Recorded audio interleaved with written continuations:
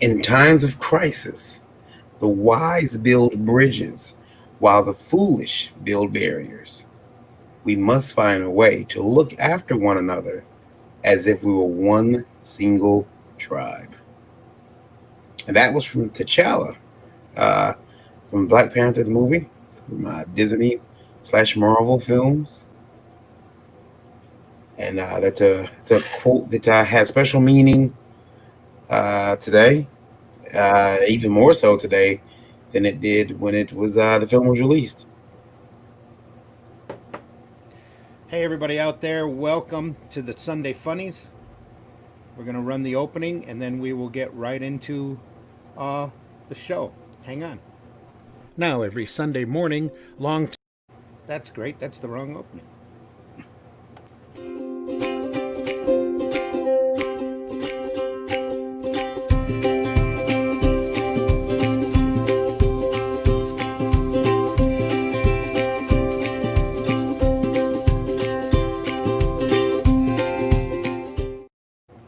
Hey, everybody, thanks again for stopping by. This is the Sunday Funnies.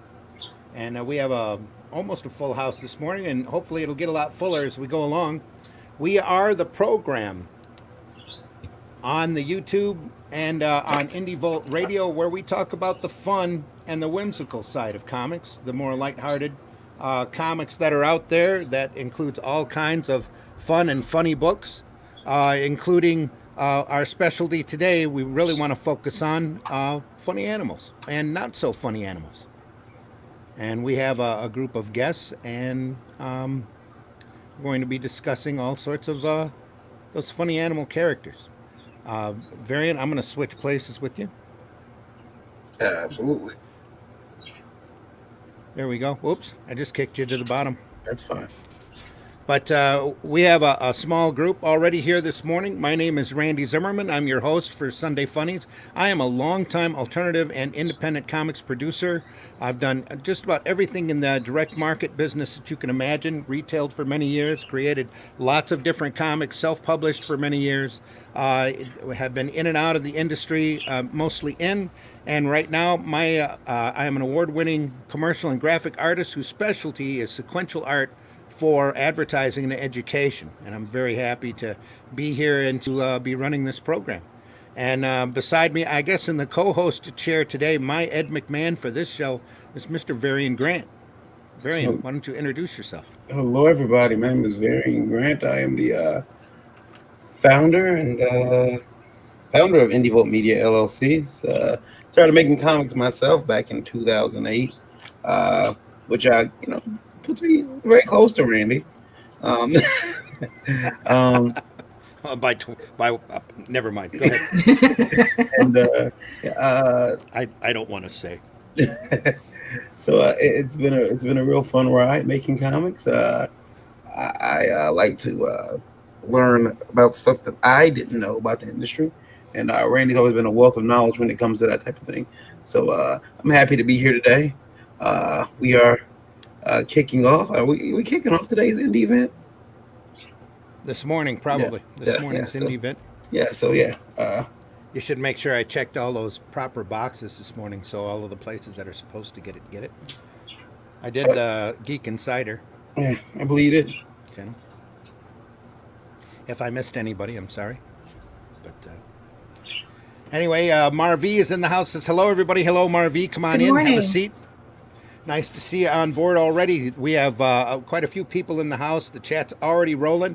Pop says, sup, funny ass boys. What's up? Sup. We were, Varian and I, on the Indie Volt program. We're called the Sup Ass Boys. Yeah. So we have a little card for that. John McPhee, Joe D. McPhee, sorry.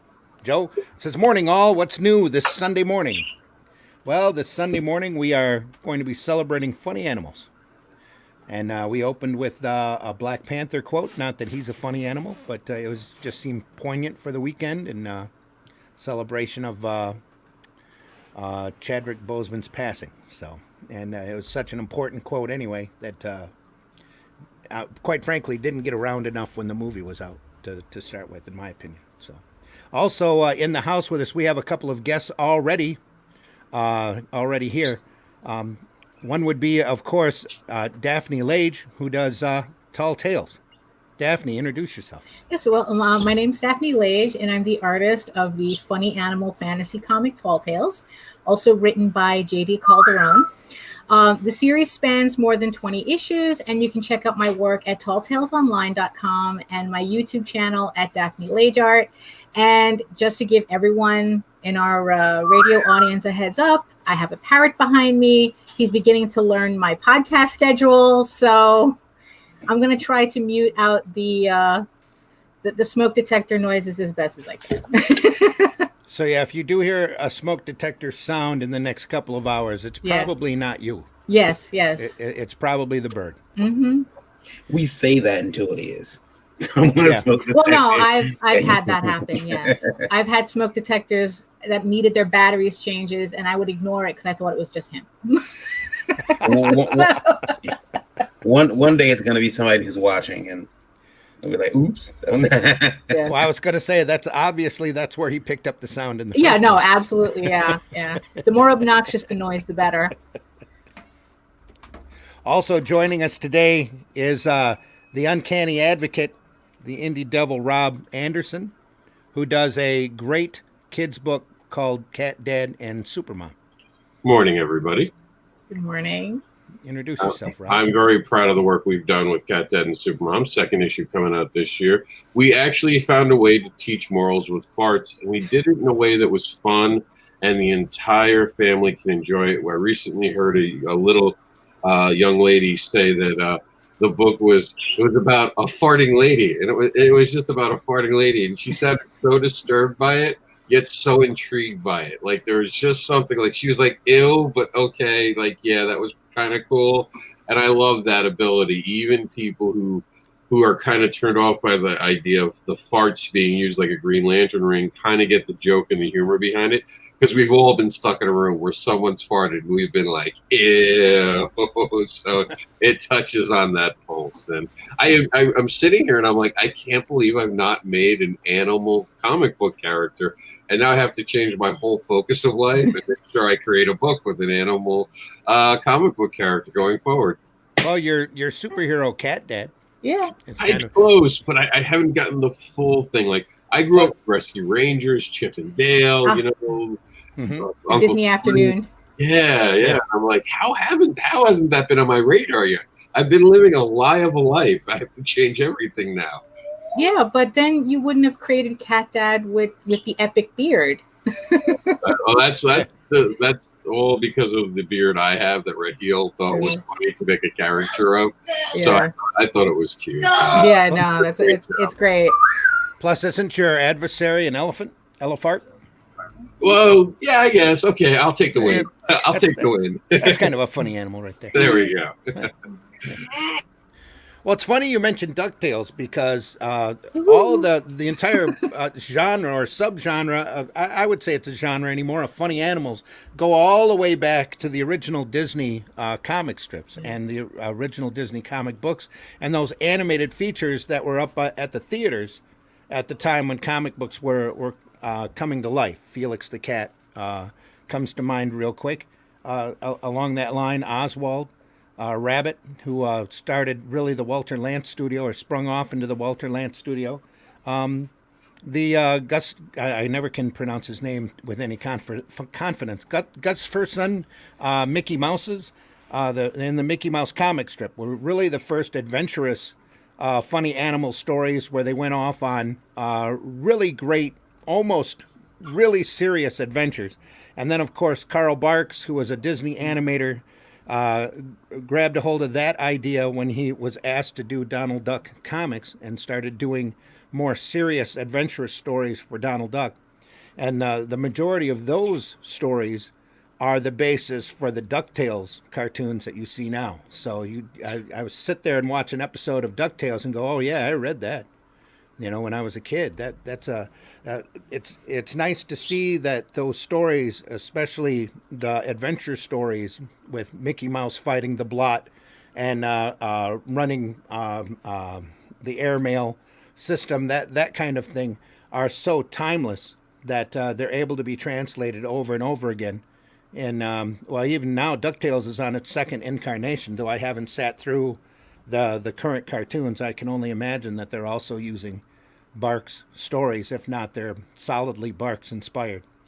So, and then that sprung out an entire sub section of Disney doing comics all over the world from creators all over the world, not really imitating but continuing Barks's work with more Mickey Mouse, more Donald Duck, especially the creation of Uncle Scrooge, which Barks did along with a number of other just really great and timeless characters. Gyro Gearloose. Lucky, I want to say Lucky McDuck. I think that's one of them. There's a whole family of duck characters. The Beagle Boys also comes to mind that Barks started up. When way back in, I believe it was Uncle Scrooge number, I think it was 14 or 24. I can't remember the exact number now.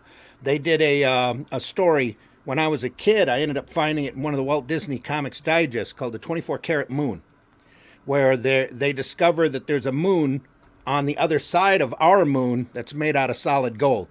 So Scrooge, being the greedy duck that he is, decided that he had to get out there and claim the moon for himself. The first person who landed on that moon was going to be able to claim it for their own. And so there's a big space race where all of these other characters create these spaceships, and they all go flying off on this big space opera type story to get to the other side of the moon to land on that moon. Well, once they get to that moon, they realize that the moon's already inhabited. There's already a king there on that moon. And the king, well, along the way, of course, Uncle Scrooge has to bring Donald and his three nephews, Huey, Dewey, and Louie, along with him. And they have all of these crazy adventures going over there. And one of the ways they distract, there's a Texan, I believe it was a cow, a cowboy, right? A cow character who built his own rocket ship that was trying to get over there at the same time, and they distracted him by taking a bunch of asteroids and spray painting them all gold, and then cutting them in the shape of bulls. So the cowboy guy started going after them and lassoing them, not realizing that they were fake gold.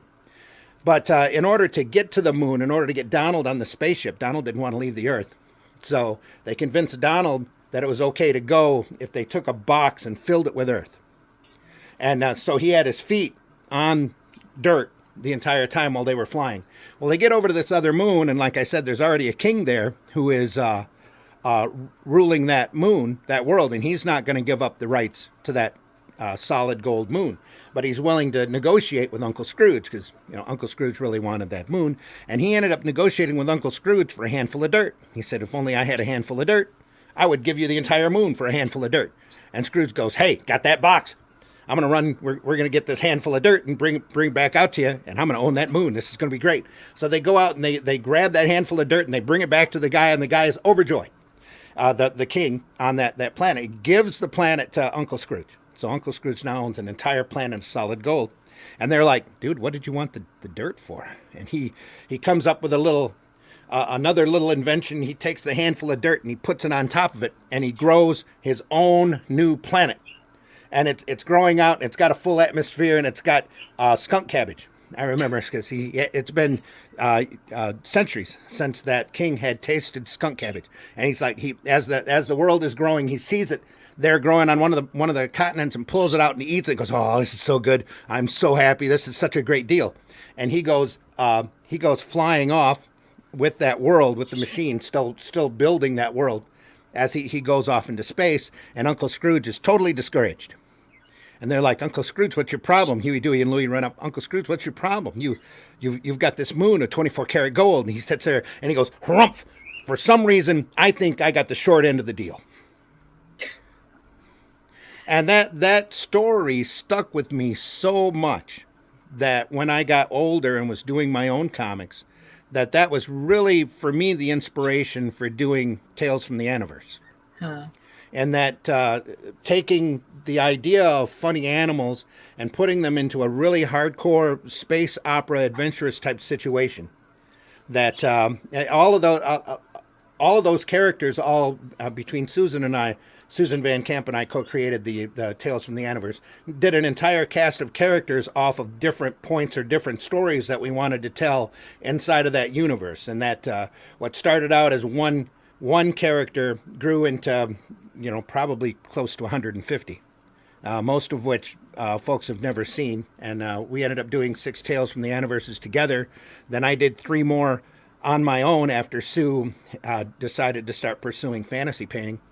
And we've done all sorts of little short stories with some of these characters on the side over and over again. But really, all that comes back. And again, most of the funny animals, I believe, all narrow back down to those ducks in the long run. I don't know if you feel the same way, Daphne, because you've been doing Tall Tales for what, 20, 25 years? Something, yeah. Yeah, again, sorry. Not as long as I have. Right. Yeah, really. I mean, because it's like Aniverse was one of those comics that kept me going. Because it was like The Realm came out soon after I started, and that if people can do math, they can figure this out.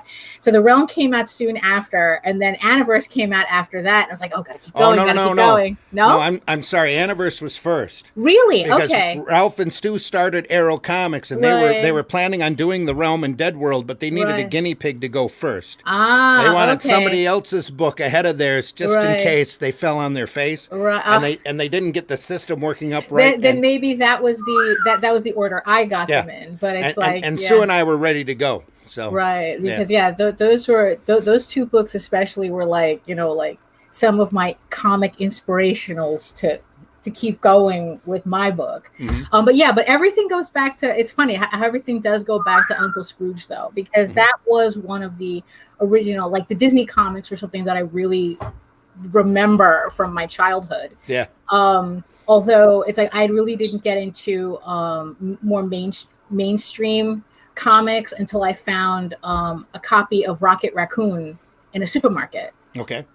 So that's Bill Mantlo and Mike Mignola. Yes, that one. Yes, it's like and then it's like it kind of like mixed with the ElfQuest books that I found at a Barnes and Noble. So that ends up all mishmashing together. Yeah. But no, the funny thing is that as you were telling me that story, because I remember that even like George Lucas had mentioned that Indiana Jones exists because of Carl Barks' Uncle Scrooge. Because but from hearing that story, it's like, oh, wait a minute, isn't that the plot? Is that like the background plot to like the Wrath of Khan 2 with Project Genesis? Yeah, pretty much. It's like everybody is looking to Uncle Scrooge for inspiration. And anybody out there, if you haven't dug up those original Barks comics, they are definitely worth your time finding. Yeah. In fact, Russ Cockrum many years ago put them all together into some amazing hardbound sets. Yeah, I have one of them I have the Uncle Scrooge, His Life and Times, and I'm kind of wondering if that story is in there. I got to look at it later. Oh no, the ones that I have collected, I'd have to go get it. I should have grabbed one and put it here before the show started. Right. But I've got 3 of them because they did entire runs of Walt Disney comics and stories, Donald Duck and the Uncle Scrooge comics in the same format that Cockrum printed the old EC reprints. There's like 6 to 7 issues in a nice hardbound book. There's 4 books put together into a beautiful slipcase. It's just a fantastic collection. Yeah, so. but also it's like what's funny is that it is also the term funny animal. Like I think that is such it's almost a lost phrase. And when I started hearing you say it, it's like, oh, I got to bring that back too. That because I think that phrase, it's a weird phrase, but I just feel like it's an accurate phrase for what we're doing, as opposed to, because I used to use the word furry for the longest time.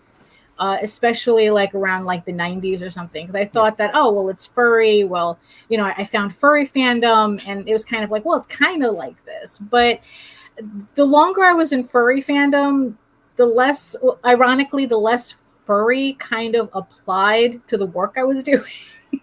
Well, plus the term furry has kind of been branded and adopted for a more hardcore adult crowd. Yeah. So, and there are entire furry conventions now where people Yeah. dress up in furry outfits. So. Oh yeah. I remember going to a lot of those, and it's like, yeah, Yeah. and yeah, they're interesting. That's for sure. Never quite made one. I've seen a lot of furries Right. at shows Uh-huh.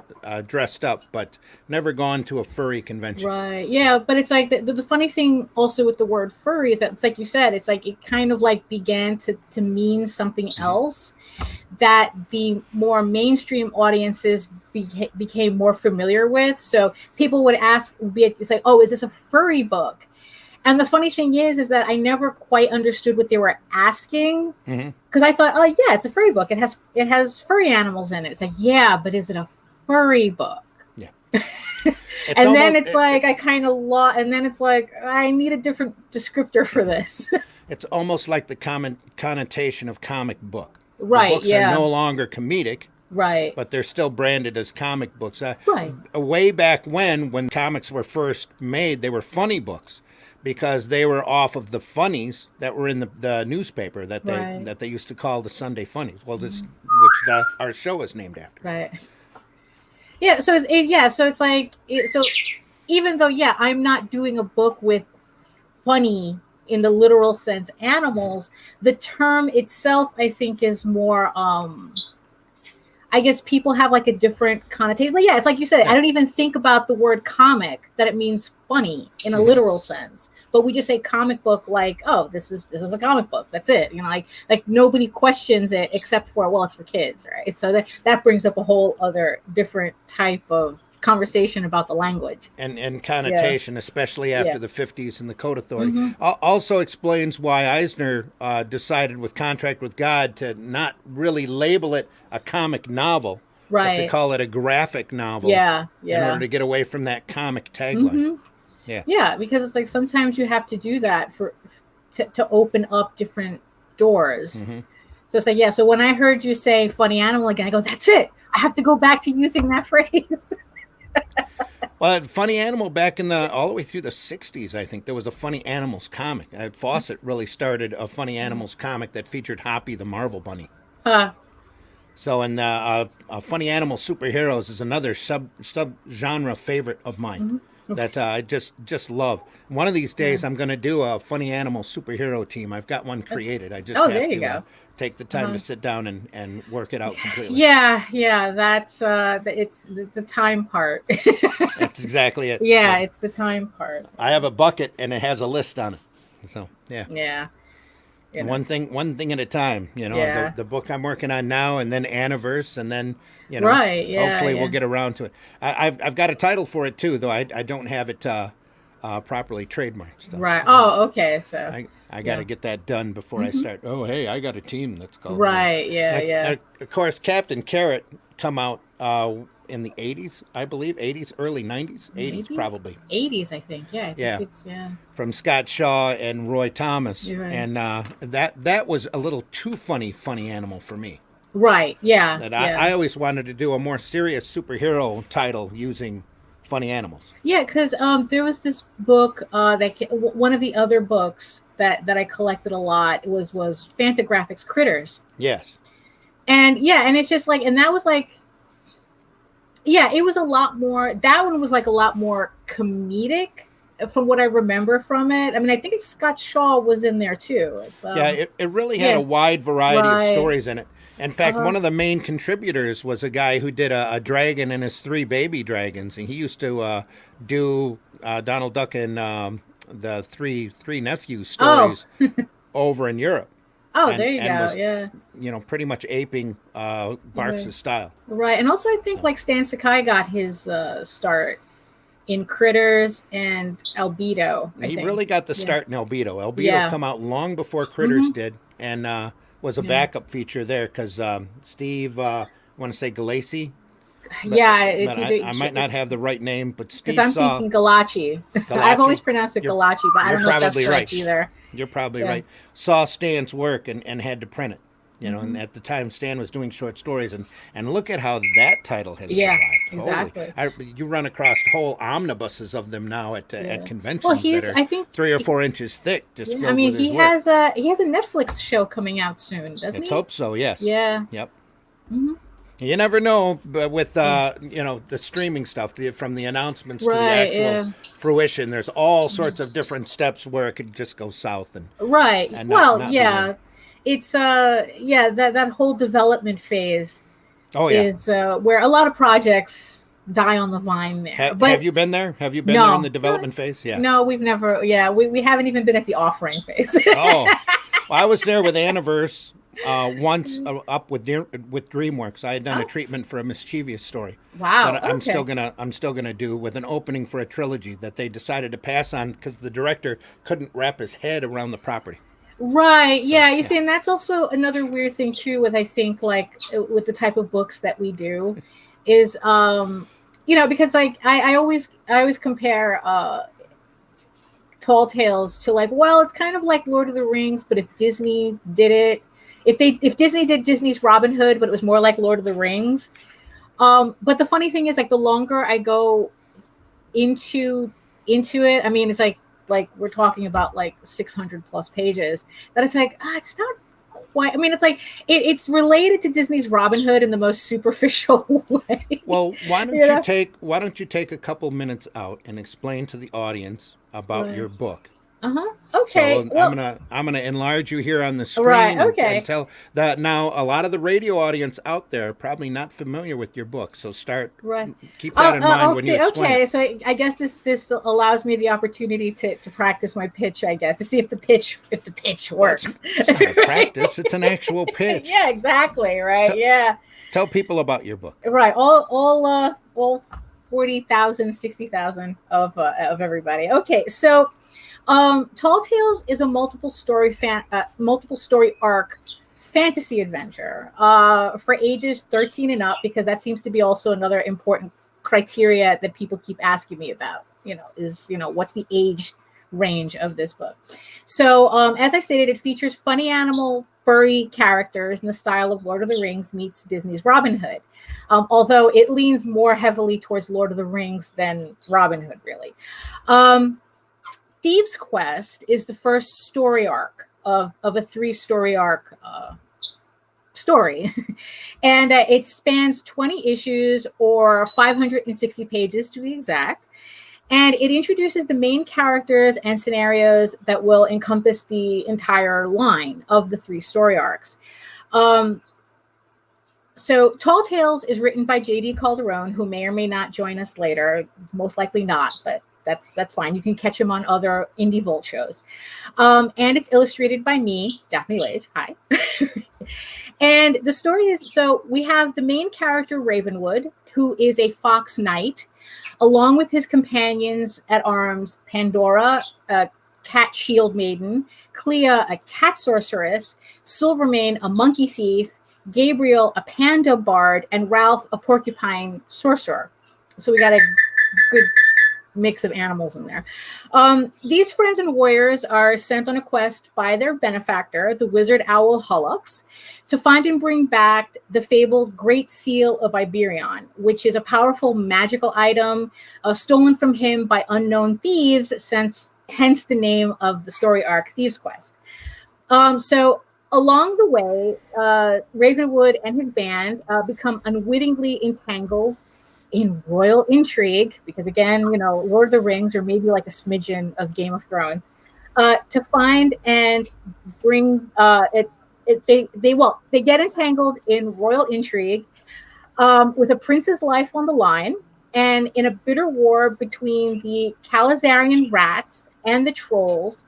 And the story pretty much is them learning what their characters are truly made of in this scenario. And if you want to kind of like get an idea as to the immensity of Thieves Quest, this is a trade paper. Well, this is the hardcover sample.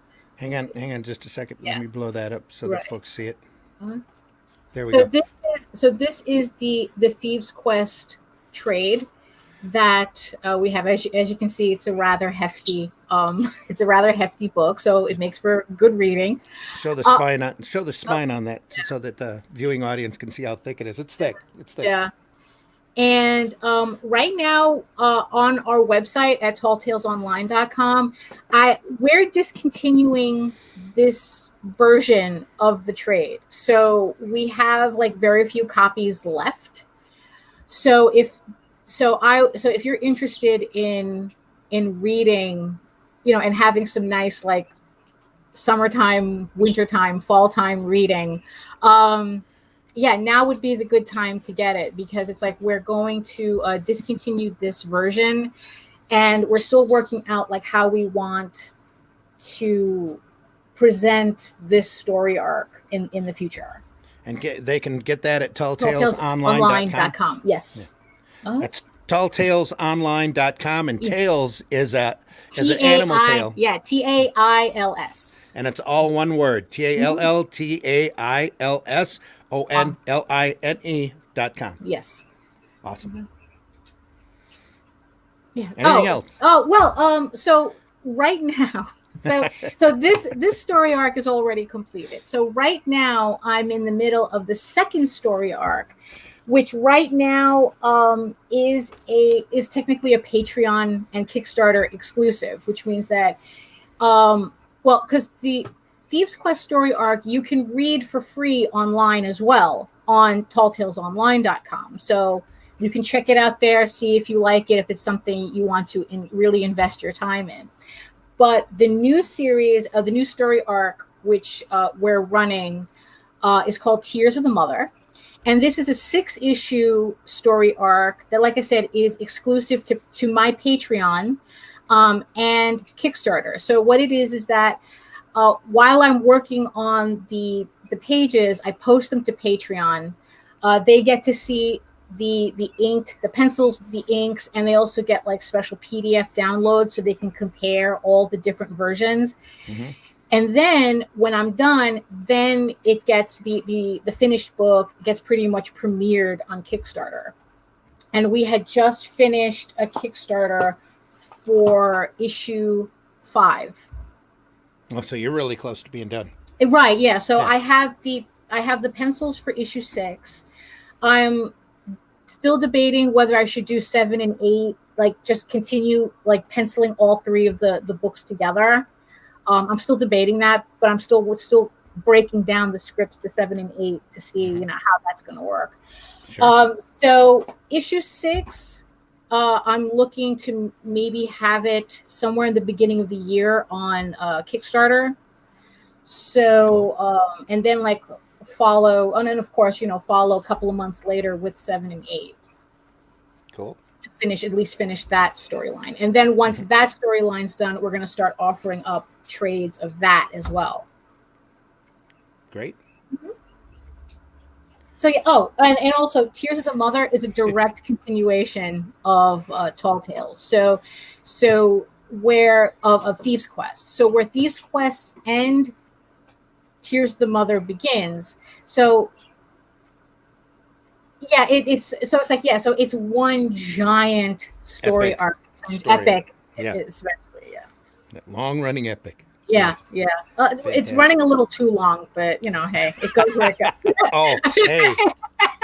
From somebody who's done that before, that's why we took Aniverse and chopped it up into short stories. Right. Because we knew that there was, all of a sudden, we were coming up with these incredibly long, entire lifetimes. Right, yeah, exactly.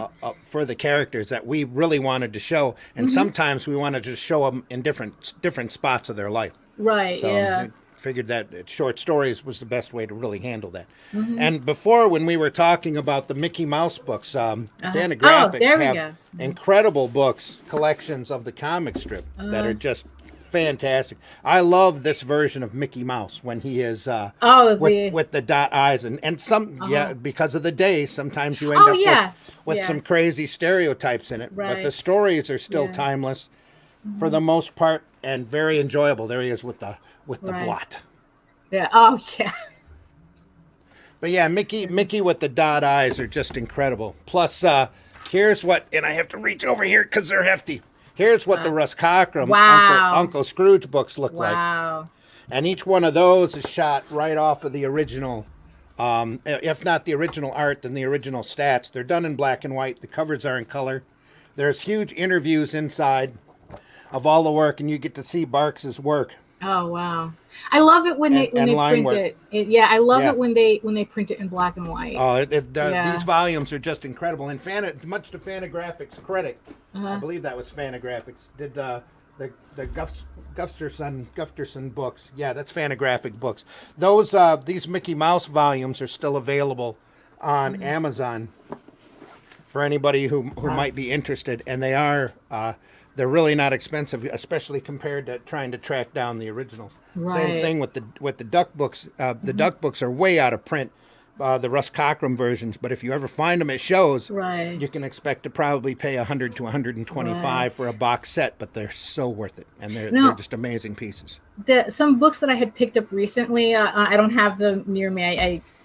They're Disney versions of classic stories. Like there's I think I have Frankenstein. Do I have the Three Musketeers? It's like it's all the classic stories, and it's just really fun. But the thing is that they're kind of played straight, so you see like Mickey and Scrooge and Goofy as Frankenstein, and there was a Treasure Island, so it's Treasure, so it's like kind of like illustrated classics, but with Mickey and the gang, and it's just like, and the thing is that they're all done. There was a couple of them that were done by Italian artists. I think a lot of these are reprints from Italian versions of I'm sure books. They were. Yeah.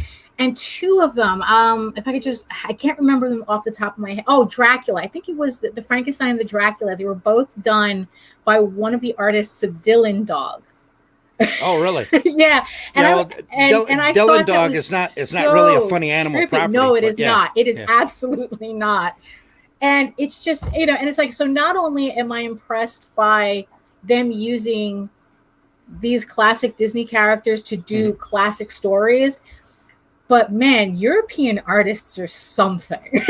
Well, the Bernelli books uses a wide variety of talent. I've got a Tex, one of the Tex volumes that Joe Kubert did, that Dark Horse reprinted. It's just amazing. Yeah, it's absolutely amazing. But their properties over there are all in self-contained graphic novels, that are just incredible to read. A lot of those are a lot of fun. And why they haven't done a funny animal version of Dylan Dog's beyond me. Well, yeah, exactly. If they've already done it, I just haven't seen it. It's very possible that they might have thought of it and done it by now. Yeah. Oh, and by the way, if anyone is interested, these illustrated classic Disney books are from Dark Horse too, so they could find them on Amazon too. No, it's nice to see them doing some classic foreign reprints every once in a while. That they don't do them often enough. In my opinion, I never see them until they're out of print. A couple it's like years I didn't know due. these existed either. That's how I ran across the Text volume. I'm like, oh yeah, I got it. I knew that Kubert did one before he passed, but I never thought I'd ever get to see it. And, it's just a joy to get and a joy to see. Yeah. Joe McPhee says, morning all. What's new Sunday morning? We already covered that. Marv says, Chad, talking about Chadwick Boseman passed away on the 100th birthday of Jack Kirby, Black Panther. Died on the anniversary of his creator. Yes. There was a... Although, if for the record, it wasn't his 100th birthday. It's close. It was his 103rd. He was over 100. Birthday, yeah. His 100th birthday was celebrated, 3 years ago. I remember that. I remember when it was a big deal about his 100th birthday. Yeah. But there's a lot of there was a lot of coincidences with Boseman's passing. So a lot to do with the work that he did, and it's amazing now to sit back and realize that he chose those films the way that he did, knowing what it was going to do. Mm-hmm. And where his life was heading. Well, hopefully not heading in that direction, but that even though he was going through a rough time, he knew that it was time to do this. Great time to do that movie, or past due to do a Black Panther film. Mm-hmm. Joe D. McPhee says, now that is a great story lesson. Thanks, Joe. John, who's going to join us here in a second, hopefully, if he gets done with his coffee, says, don't forget about Fritz the cat. No, JD Yeah. talked to me earlier about Yeah. Fritz the cat. It's really a funny animal, and yes, sometimes Well, he was very funny, and other times he was very dramatic, and well, you know you know, what? But again, what's funny yeah, is that you call the show funny, Sunday funnies. Sunday Funnies, Hmm. and again, everyone is reading the word funny literally, Hmm. when technically, yeah, Fritz the cat kind of does fit in this category that we're talking about. We're not necessarily talking about like everything is like cutesy and comedic and whatnot. It's Hmm. just the general term for it, like comic. It's like, Yeah, so it's funnies. So yeah, so technically Fritz the cat would fit into that, in and spite of its yeah. content. And again, everything is building upon the previous thing. Hmm. You know, Yeah. Fritz is really a statement about life told through the eyes of a tomcat. You know, with a typical male of the time period with a Hmm. high albedo or Right. libido, and you know, just a desperate need to be laid, and that is an offspring. Really, I wonder if Crumb would have even have gone in that direction if it wasn't for Mickey Mouse and the Carl Barks stories, and then that happening, that one of the early, I believe, one of the early underground books were when Disney animators decided to go off on their own and tell very adult versions of Mickey Oh, Mouse as oh the yeah, Air Pirates. the Tijuana. Well, there's also like the history of the Tijuana Bibles, Oh, that where too. it was Yes, pretty much just fan art, dirty fan art of every popular cartoon comic characters. strip of the day had an Yeah, adult story told like that in a small version that they called Tijuana Bibles. Yeah. yeah. And in very adult situations. And then Air Pirates sprung out of that, and Disney came along and slammed them. Really, Oh, the Air okay. Pirates Now I people remember real what you're hard. talking. Yeah, Yeah. now I remember what. Yeah, exactly. Yeah, I remember what you're talking Yeah, about we've now. talked about that a couple Yeah. times, probably on the air, if I remember right. Uh, But also from that, you know, that the whole look, or the whole growing up of funny animals is mhm. probably pointed to by Crumb, using that Yeah. as Fritz as an example, and Right. then even the horrid, excruciating death that Fritz endured in the strip came forth from Ralph Bakshi Right. mistreating the property in Crumb's eyes Well, in the well, cartoon. what's funny is that if you talk to Bakshi, it's funny that he has a completely different version. Oh, I mean, everybody it's has just their own really side it of the really story. is Yeah. funny to think about Bakshi and Crumb going at it. It's like, you destroyed Fritz the cat. You didn't say that when I gave you your royalty check. Yeah. It's like, and it just goes back and forth like that. So it's Hmm. really funny. And then again, if Fritz hadn't existed, we wouldn't have gotten books like Omaha, Oh, the Cat right, exactly. I Dancer, was just thinking that too. That and there's a direct line more adult between the funny alt animal material. comics Yeah. and Omaha and Reed Waller, and then Hmm. yeah, no, for real. Which that leads into, yeah, which that leads into, like, I guess, like another issue that I bump up against because of some of the other artwork that I do that's not Tall Tales related. Hmm. Well, that Um, again, that goes back to the furry crowd, right, and yeah, the how adult the furry side of, and that connotation with right, that term has uh-huh, become. So right, yeah, because yeah, because yeah, I swear to God, it's like I'm just sitting here waiting for Omaha to get the Kickstarter it needs. I You think know, Reed's waiting. I don't think he started that yet, but when he does, right? we'll be making a Because big I deal mean, about it. because that's another that's a book that I didn't know that they had put out a final omnibus of it until it was long out of print and I couldn't find it. Yeah, yeah, I was collecting Yeah. the collections from Kitchen Sink when they were Right. putting Yeah. multiple issues together. Yeah, Mm-hmm. And and it's, yeah. and again, anybody out there who's into adult, and this is adult, Right. it, Yes. This is definitely adult. in the States, you definitely have to be 18 or older in order to read the material. Mm-hmm. There, underground. I guess I don't know if you would label it as underground as much as just Anymore? being an adult book Yeah, I guess. about real life situations told through Right. the lens of funny animal Mm-hmm. characters. Omaha the Cat Dancer is truly one of the classics in Yeah. that field, and a very much a touchstone as far as quality goes. Not, I mean, all around quality in art and story Yeah. on Yeah. a fantastic adult soap opera, Mm-hmm. even told through a funny animal lens. Yeah. Very much like Art Spiegelman's Mouse, which ended up winning a Pulitzer Prize. Mouse, Art Spiegelman took his grandparents' experiences as Jews in the concentration camps, and again told that story through the lens of funny animals, where the cats were the Germans, the Jews were mice, and there were dogs, and I think there And were yeah, I think the other dogs animals were in the there. Different. Americans and the Yeah, frogs were the French. yeah. All told, through his grandparents' personal experiences of dealing with the concentration camps, and he did 2 volumes of that were incredibly popular and won quite Right. a few awards and a lot of recognition for doing a funny animal book. Yeah. You know, it's amazing the power of comics. Yeah. Yeah. For real. I think I still think it's an underrated medium. Very much so. Yeah. It's like because it's like the way people nowadays just skip it over to go straight to, oh, is it a Netflix show? We were just talking about Stan Sakai being, oh, is it it's a Netflix show? And for most people, that's the part that legitimizes his 20, almost 30 years of doing individual issues. And that's a shame because Yeah. that's really classic. And the big key. Whoop, suddenly we were flashed with the Sunday Okay. Funnies.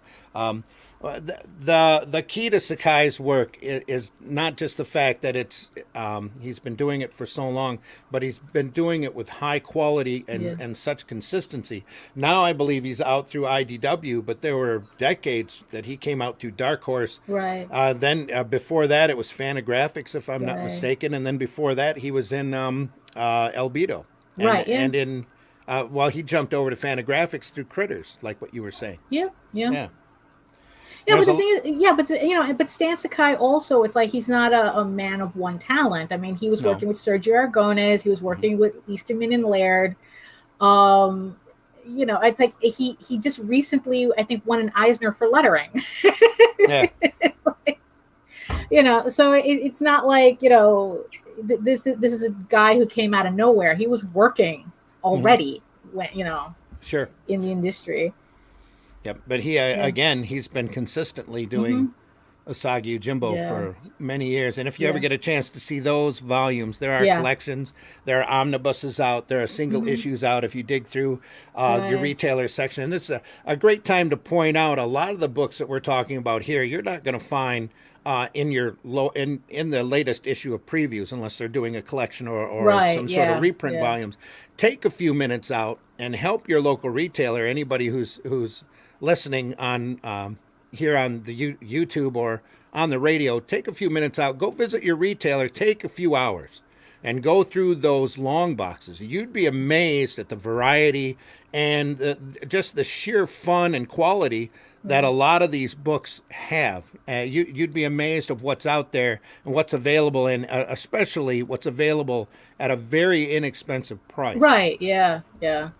Because a lot of these books have been sitting in your retailer's long boxes for years, and you're going to find stuff that's way below Overstreet on a lot of this stuff. Oh yeah, like before the whole COVID lockdown thing happened, we had another comic book shop open near our house, and we were just like going through the long boxes, and it was a trip down memory because I was fine because I almost had a heart attack when I found all the original Panda Cons that was originally done by. Well, it was printed by Warp Graphics, and I think he did them on his own. But it's like just to see them, and the comics were just like they were cover price pretty much. Yeah, and that's another property that's going to be experiencing a resurgence. Hopefully, he's got a crowdfunding campaign running right now, I believe. I think so. Yeah, Dave Garcia does. Yes, that book. Dave Garcia. Yes.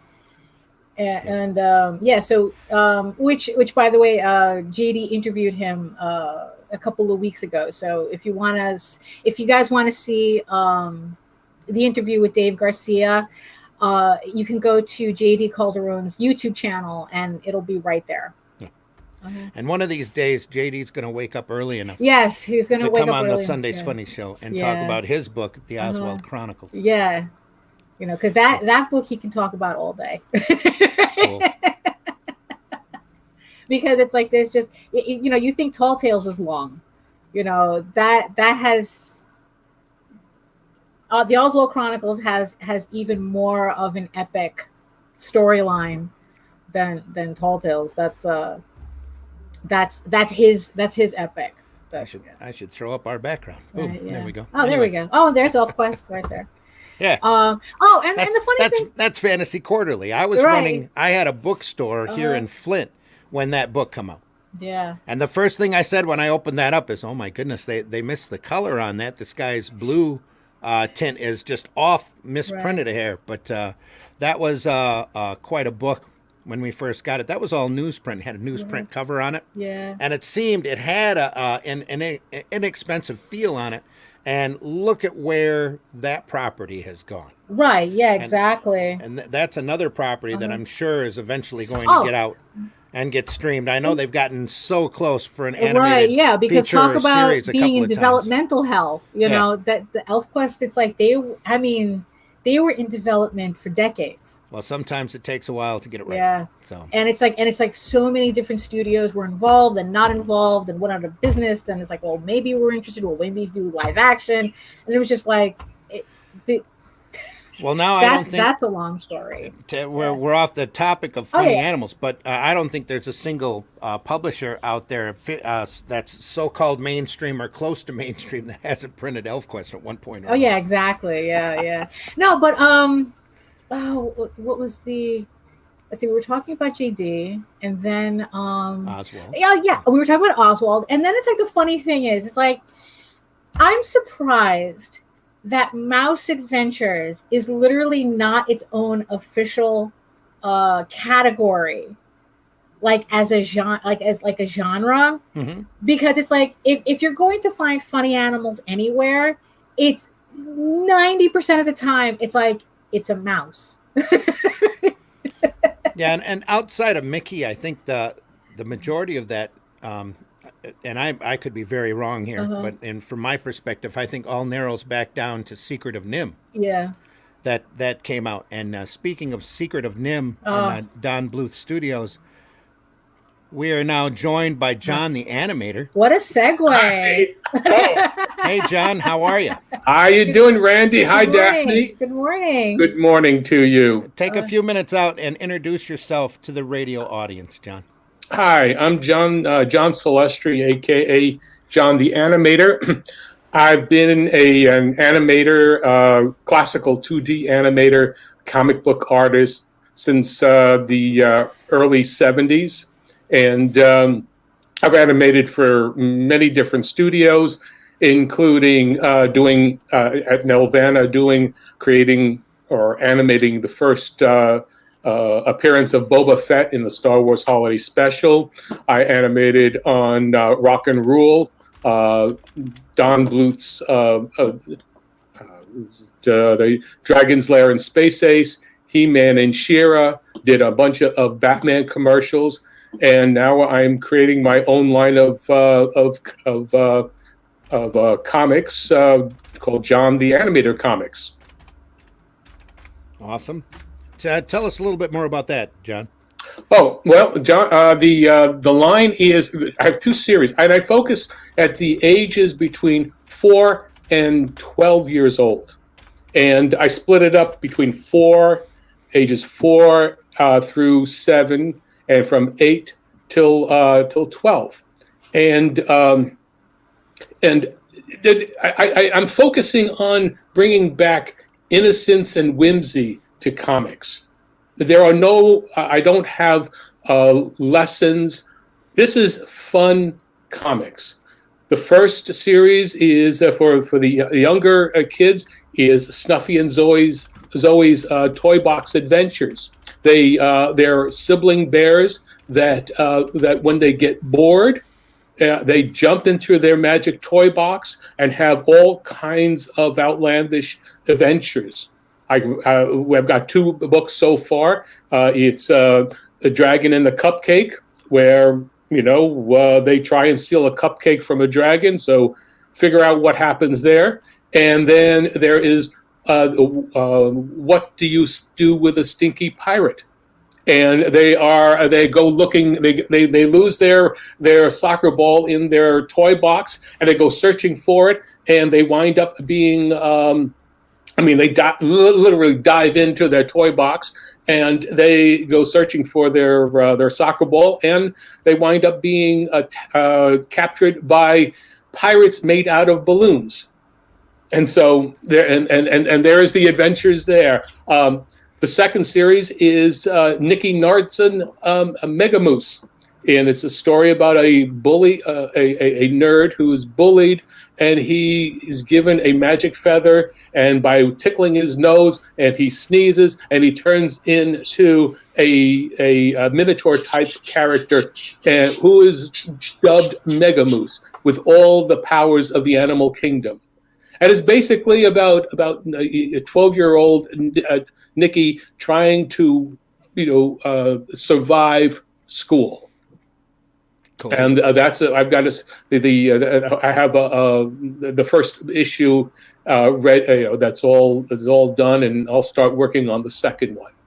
And we start my crowdfunder launches on September 1st. That's this Tuesday, 2 days from now. Wow. 2 days from now. Yep.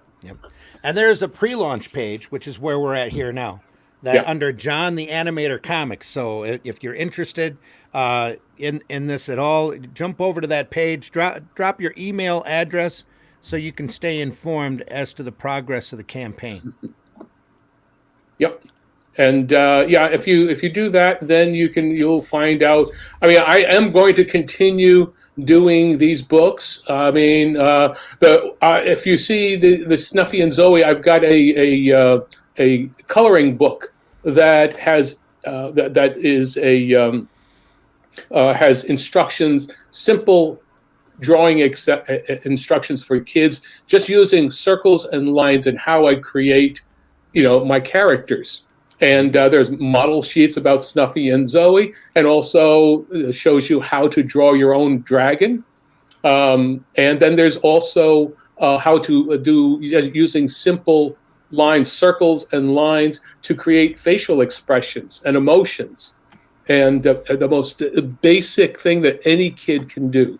And then there's pages for coloring.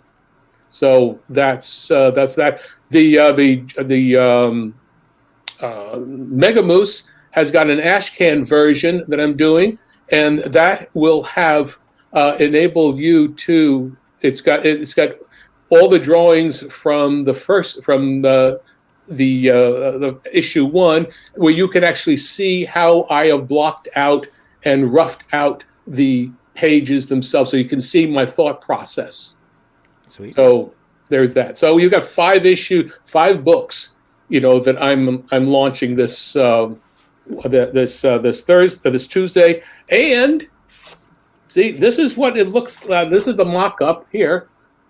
This is the size here. Hang on just a second. We're going to blow that up. All right. Okay. Now you see that. Okay. Now this is what an old school comic book is, and you go side by side, and you can see it's an A4 size, and it's much bigger. It's about the size of the old black and white magazines that are out there. Yeah, in fact, it's a little bit bigger. Actually, it's a little bit bigger. Little bigger. It is more like what European comics would be more like. If you get an old Tintin, Okay. So it's oversized because I felt that was it's something special. I figure no one else is doing it, so I'm kind of doing an EC version, I guess. I don't know. I'm doing something that I feel it doesn't cost more to do that. Actually, the print run, the paper is, all they're doing is trimming off this other stuff, but actually the sizing is not more expensive than doing a smaller version. So I figured, let people see artwork. which is what I miss about the old Sunday Funnies. Yeah, me too. Okay, thanks for filling us in on that. I'm out here reading. I have to apologize to folks. I didn't make my Facebook stream live or public again, as Facebook has a bad tendency of taking my whenever I mark it public before we go live. As soon as I go live, they knock me back to friends. Oh, geez. So, now it is public again. We've got a few more comments. Night Owl Radio. Thanks for Fright Owl Radio. Thanks for listening. Says I'll look for some of those. Says I shared your link. They're telling me it's unavailable. Well, it should be available now. Fright Owl. Sorry about that. Again, that's my fault. Anthony Figaro. Good morning, y'all. Good morning. Good morning, Anthony. We hope you are dry and doing well. I know people on the other side of the state from him got it pretty hard. John, we want to say our thoughts go out to Johnny Segura. Who is a friend of ours, a friend of Indie Volt, who is homeless right now, who lost his house in the hurricane. Wow. We want to wish you well and hope you get back on your feet incredibly fast. Fright Owl Radio again says, "Oh no, I have to get one before they're gone." But Joe D. McPhee says, "Since John is here, let the education begin. This is one of the reasons I tuned in. I learned more stuff I didn't know." There we go, Joe. Thanks for tuning in. And John, something that you have not discussed on Indie Volt that I remember is that you have an awesome YouTube channel. Oh, yes. Well, I started it about 3 years ago, and I've put up all kinds of educational videos on how to do classic 2D animation, the principles of animation, how to think in terms of creating the squash and stretch. I do the principles there. I show you, and then I use Snuffy and Zoe to explain or to as examples of what squash and stretch is, overlapping action, and then also storyboarding, how to create your own Leica reel, what we call a Leica reel, a story reel. So there was all kinds of information that I feel that anyone, if you start using that information, and also with my blog, this is johnblogspot.com, the johncelestri.blogspot.com. Anyway, you can learn you have as much information as I had when I was learning animation back in the early 70s. So you don't need to spend thousands of dollars. You just need to take a pencil and paper and just study, observe, and create. It's part of the fun of cartooning, really. All you need is pencil, paper, eraser, and a little bit of patience. Yep, that's right. Yeah, patience is something that you have to have. Otherwise, you're just going to rush through stuff. And comic books, I mean, I understand production very well, having done, being in animation. And I want to talk about funny animation, funny animals in animation. I've done a few. Anyway, the thing about it is you can't rush through the creative process. Yeah. There's a certain thing that you can create. You become faster at it, you become more knowledgeable at it, but there is a certain rhythm that you either can do fast fast, good, or cheap. Yeah. I mean, there's only so many different things. You can't have all three. Yeah. You really can't. Yeah. So that was always a big expression with the printwear business that I used to be in. The owner of the business would always tell people, good, fast, or cheap, pick two. Yeah, and that's the story of it. I mean, that's why Hanna-Barbera, if you look at the earlier Hanna-Barbera shows, which is of the 50s, the talent there, they were just coming off of working 20 years on all of Hanna-Barbera were the directors, they were Academy Award directors of Tom and Jerry. Yeah. And you had all of those. You had all these people who worked in that industry, and they knew all the shortcuts. They knew how to make things look good. I mean, move the simplicity of design, and just, but yet economy. There's a difference between being something simple, but there's a economics to it where every line counts. Mm-hmm. Don't throw in more than is necessary because no one's going to see it, and it just makes it more difficult to produce. No, not for nothing, that was exactly the advice Will Eisner directly gave me in terms of my artwork. Because at the time when I was having him he was my teacher at SVA for 2 semesters. And this was also on top of the whole image craze, and everybody wanted to draw like Rob Liefeld and Todd McFarlane. So there was like all this unnecessary line work everywhere. Mm-hmm. And it drove Will Eisner crazy. He goes, "What's all? You don't need all this." No, it doesn't matter how many lines, if you can't read the silhouette, right? If you don't understand what's going on with a silhouette, well, I mean, I don't know how many times I see the same exact thing, but I don't know. Everything is, you may have a great pose that looks best that way, but you're busy doing that. Yeah. Give it breathe, allow things to breathe. Yeah. Mm-hmm. So anyway, but that's from coming down to, if you have a small panel, you got to read it visually. Yeah. That's, sorry, I no. It's like because before you came on, we were I guess like to kind of bring it back to the topic in a way. It's like I was commenting about like how many funny animal books are about mice. Mm-hmm. That I think that it's amazing that it's not its own genre, and it's like I'm kind of wondering if that's something that you saw on your end. It's like there's mice everywhere. Oh yeah, well, first of all. Mice were everywhere. Remember, in the urban existence of most animators were in New York City. There were mice and rats everywhere. Yeah, that's an awesome point. Yeah. Yep. So we know what they look like. And actually, Paul, Terry of Terry Toons, Paul Terry, he said his whole thing is if one mouse doing something funny is good, we'll make 3 do it, and it'll be 3 times as funny. Right. That was his whole, like, you always had the myriad of mice running through the screen. So funny. But yes, and there is a genre of for mice, and I mean, I know that people say, well, that's it. I don't want to do mice anymore. But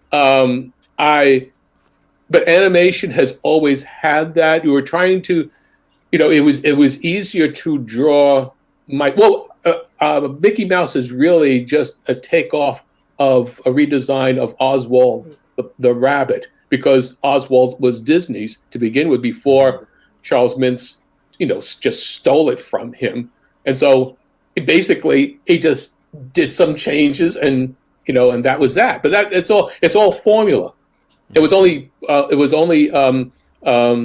Freddie Moore who redesigned that plasticky fluid Mickey Mouse of the mid 30s. Getting all that squash and stretch aspect to it. And he was a natural. He was like maybe 18 years old, 19 years old. He walked in and he just did it. And everybody said, "Oh my God." Everything he drew had appeal. And if you look up Freddie Moore on the internet, you'll see his designs for girls and for teenagers. The centaurs or the centaurettes of in Fantasia are his. Mm-hmm. So there's all of those elements in there. Yeah. But before he did it, a lot of Disney animators had to get the Mickey Mouse, solid head. They would use a quarter to, to just rotate, and then do smaller like pennies, to get the ear, because that was it. That's funny. Yeah. Well, but that is, I think, to me, I'm going to put this up because I think it's the last time I've seen it, and that was, I think, the best mouse cartoon, and this is going to be an animated cartoon, is the one I worked on at Nelvana, called The Devil and Daniel Mouse. Mm-hmm. And that is where Dan and Jan Mouse have to deal with the devil to get their rock and roll careers going. And it was 1977, 78 that we did it with music. It was a musical with John Sebastian doing the music, from the Loving Spoonfuls, and it was one of the best things. That's what's the prototype for Rock and Rule, which is another funny animal film because they're all animals. Right. I'm getting a small echo, John, every once in a while. Oh, I don't know if that's on your end. It's gone now, so don't worry about it. No, okay. Oh yeah, Rock and Rule. Yeah. Yeah, and then so you had Rock and Rule, and but we also had Nelvana did a number of funny animal ones, and the other one is Easter Fever, is about Jack the Easter Bunny is retiring. So we did a roast for his retirement. This is 1979. And so we have stories about how Jack got started in the business, how he met his wife, and his greatest villain, and those are all funny animals in there. So, because also it's like, now that I'm kind of thinking about it, because it's like, okay, so you have Nelvana. I remember Daniel Mouse. I remember Rock and Roll. I remember, and then I'm remembering. Wait a minute. And then there was that other cartoon called The Raccoons. Yep. And then it's like I started, thinking, it's like, Canadian animation had a lot more in common with underground furry comics than mainstream. That now that I'm thinking about it, is like those cartoons did a lot more to influence that and The Secret of Nim, of course, to influence the type of work that I'm doing with my characters, as opposed to mainstream books.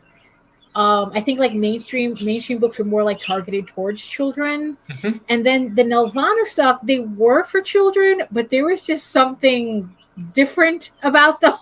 Well, they were all rockers. Yeah, I mean, that was your Nelvana of the 1970s. Right. Was really a very, very sort of independent. Well, they were flying by the seat of their pants. Yeah. But the influences are from the National Film Board, rock and roll. Really hard rock. You have and a lot of musical elements, but also you have the Canadian culture there's a lot more of of British and French color. So there's a lot more European aspects. So that border is very different. Back then Canadian culture was not being American. They try not to do the same thing as what was going on there. So you have a lot of influences, and it was, it was a very much of an underground feel. I mean, the studio was in a fish warehouse. Oh, wow. Okay. Yeah. Well, it's now. Back then, it was called Harborfront, but it was the terminal. Harborfront was they were developing that area where the CN Tower is. Right. Okay, and it had just grown up. So we were literally 10 feet off the dock, of Lake Ontario. So the wind would come in sweeping and just blowing people left, right, and center. Trying to get there, and so. I can only imagine what it was about. feels like. Yeah, if you might find a picture that I have of us You know, it was a school, not school picture. It was the studio picture done in 1979, and it looks like we're in a gulag. You know, we're in some frozen tundra. You know. Wow. Yeah. So that's why it's different. Mm-hmm. It wasn't. It hadn't become Care Bears yet. Right. Yeah. Because they did, because I guess Rock and Roll almost like pretty much sunk the company, and Care Bears saved them. Well, did they do My Little Pony too, or just the Care Bears that did it? No. Well, Care Bear. What got them out of that thing, that morass, was they did every job possible after Rock and Roll, because United Artists, MGM, the new the new regime took over, and they just killed everything that everybody else was being. Right. So yeah. we were part of that. You know, they said, forget it. Yeah. You know, there's always that clean sweep that every studio goes through. Yeah. Yeah, and that's what happened. Mm-hmm. We wound up doing Strawberry Shortcake and Herself the Elf, and we were doing all kinds of, we were doing service work then.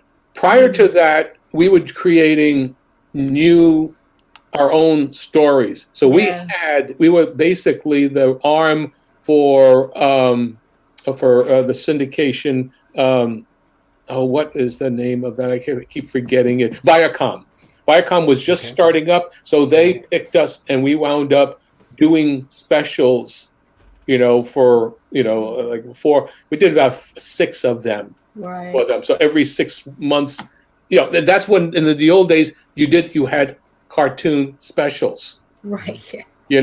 For the evening and whatnot. So it's like, it started off as Nelvana was not doing like funny animal stuff the way the Americans did it, only to circle back and have to start doing funny animal stuff the way the Americans did it. Yeah, that's what happened. So to me, it's kind of like Nelvana's.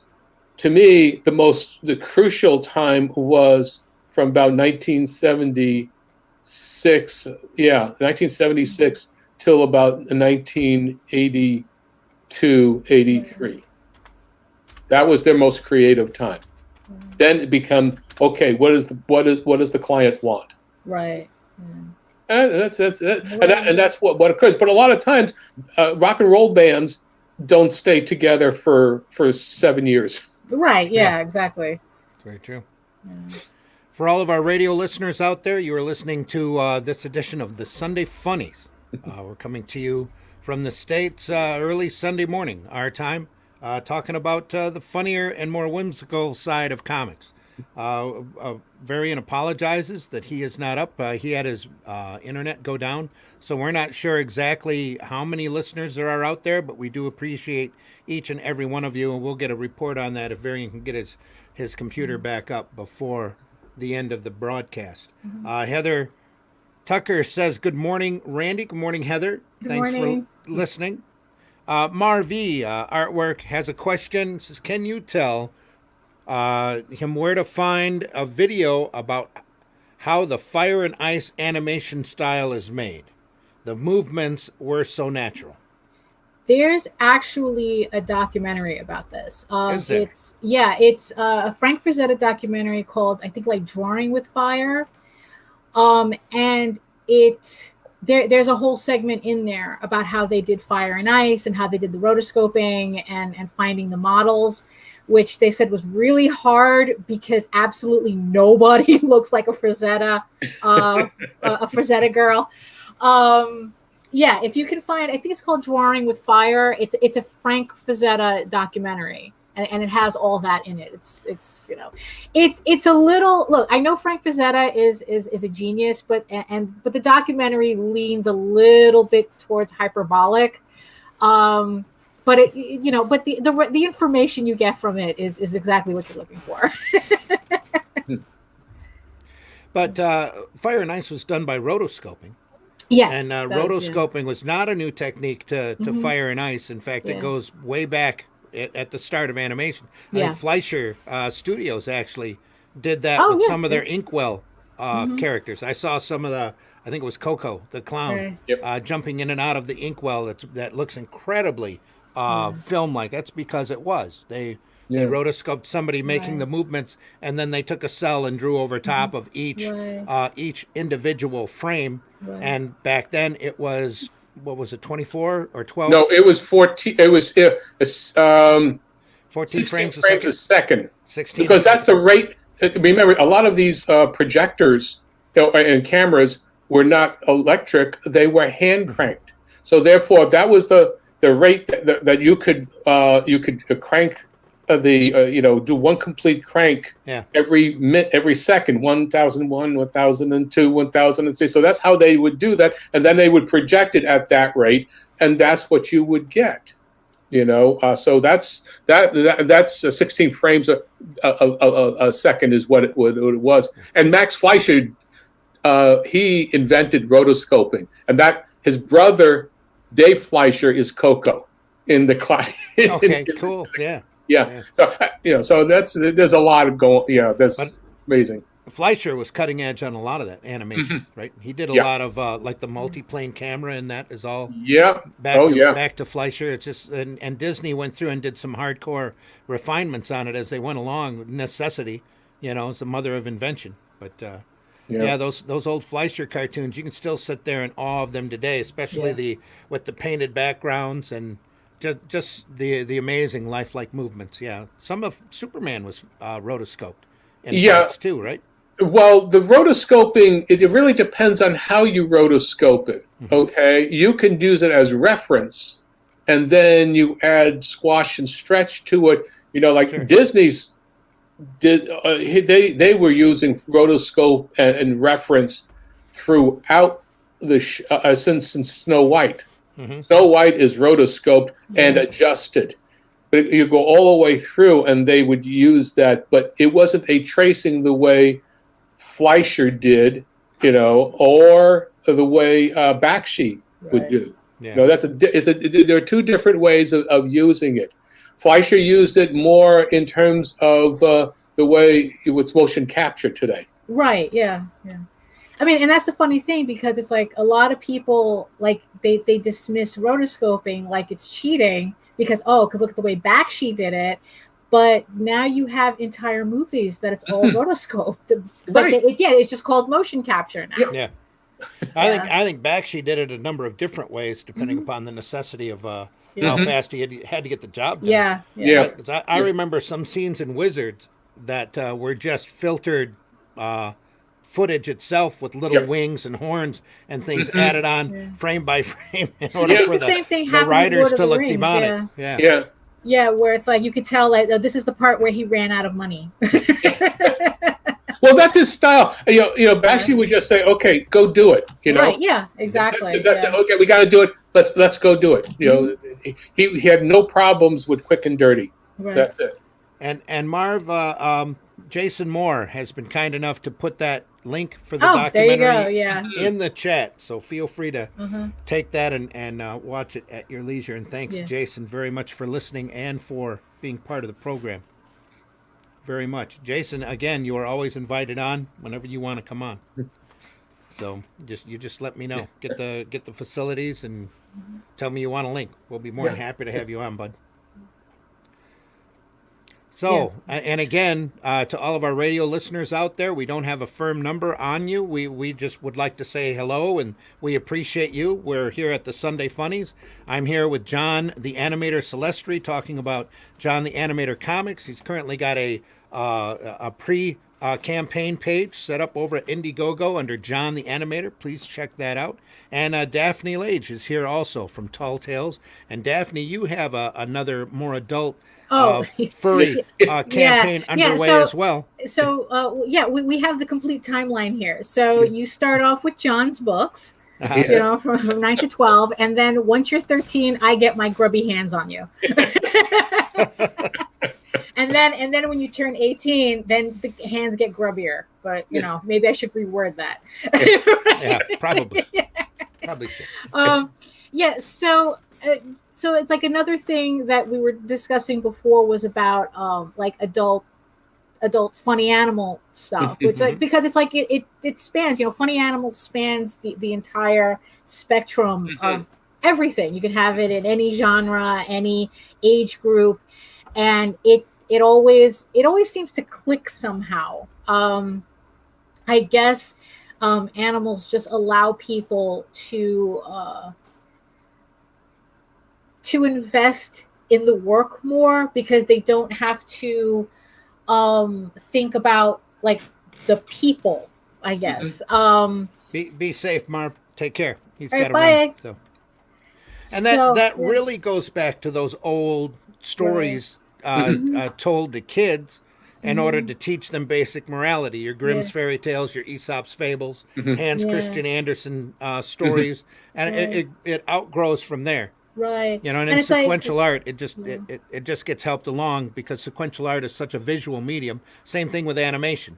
Right. It's very, very much a push along with that to help the imaginations. Yeah, so it's like, so I guess like, using funny animals is a way to kind of like avoid a lot of the issues that we're seeing now in mainstream comics and alternative comics, and where it's like,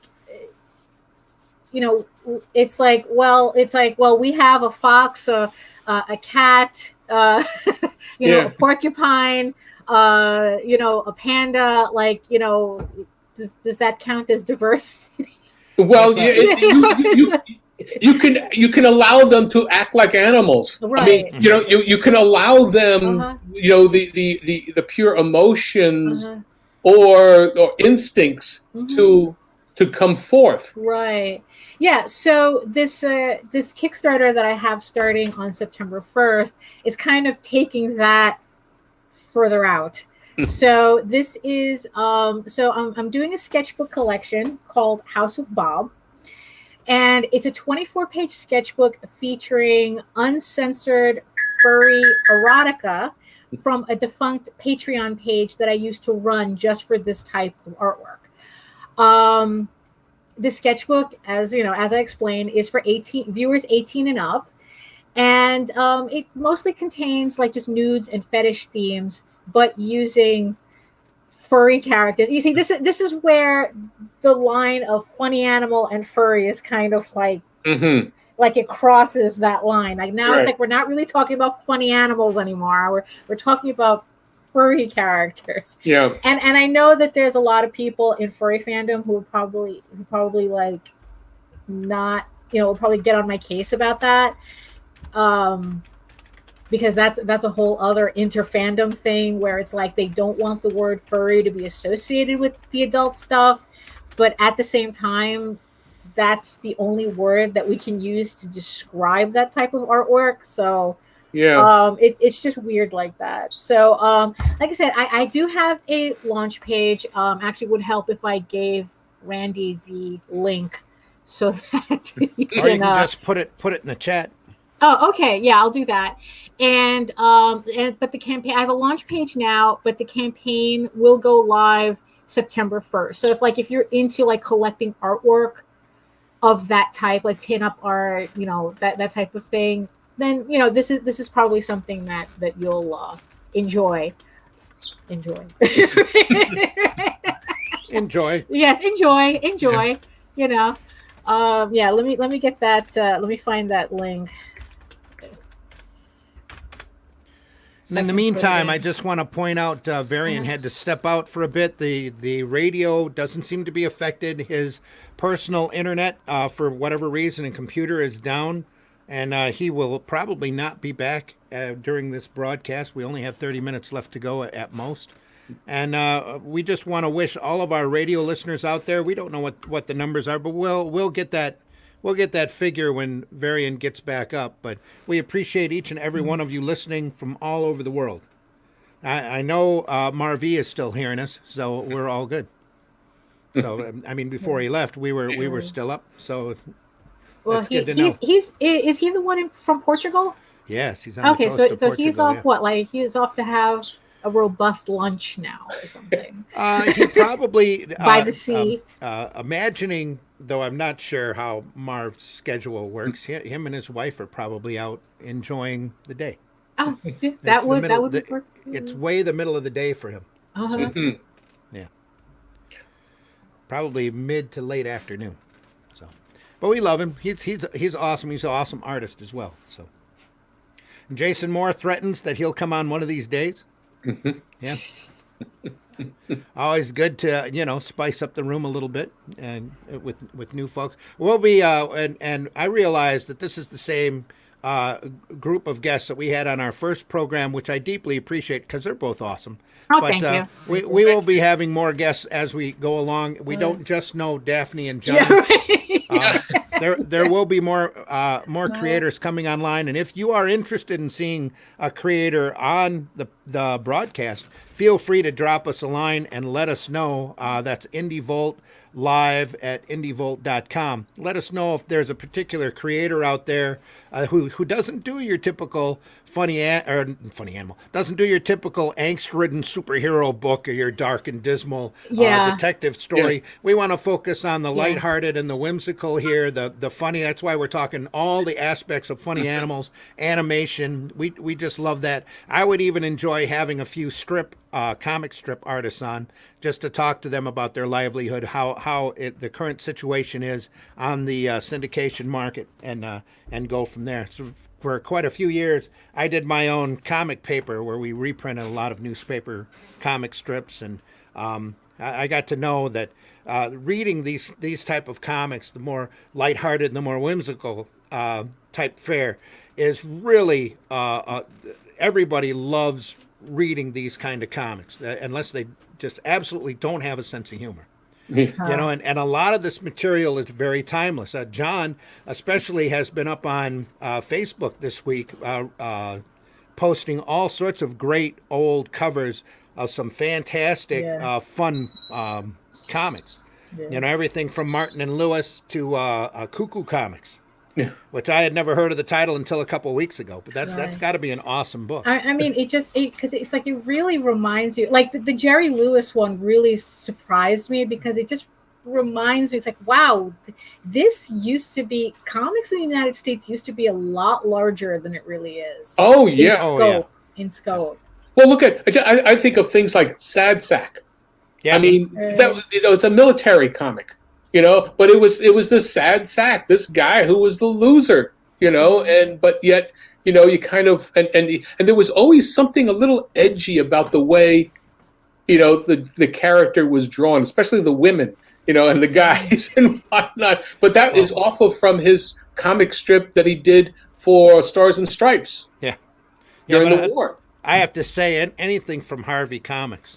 When growing up, I used to hate reading those books. I used to hate seeing them because that's when I grew up. My parents wouldn't let me read superhero books because they thought it was too violent. And this was way, way back when, Dick Sprang was doing Batman, and they still thought that was violent. But Harvey always irritated me, and I could never stand to read their stuff. Now I can't get enough of it. And you go back and you look at the old Harvey line and how, if there was a non-PC direction, Harvey found it, and they did it, and it's amazing the stuff that they did and the stuff that they got away with for kids. You have an angry ghost smoking a cigar, wearing a derby. You never see that nowadays. You've got a one percenter out there who's should be a snooty little kid whose parents buy him everything. Literally, you wouldn't see that in comics. Not treated the way that it is now. Right. And the devil, hot stuff. Oh yeah, the hot devil. stuff is amazing. Yes. And the only time now out in the open that you see hot stuff is either on somebody's arm as a tattoo, or they do have a couple of slot machines that have hot stuff on it. And it's hilarious just to play those and watch the animation, because they've got him doing a Johnny Be Good duck walk using his trident across the screen. That's just hilarious. Just hilarious. Anyway, speaking of hilarious, we have JD Calderon. Oh, is he up? Is he up? He seems to be up. Are you up, sir? Just partially, but yeah. His camera's not going, so he's still... Well, that's because he's still in bed. Because I told him that he could do that. But it's just like, this is JD Calderon calling from the bed. Yeah. Varian does it from his couch. You can do it from the bed. Just keep your camera off. Mm-hmm. No, Yeah. I'm actually in front of my computer, so I'm good. JD, introduce yourself to the radio audience.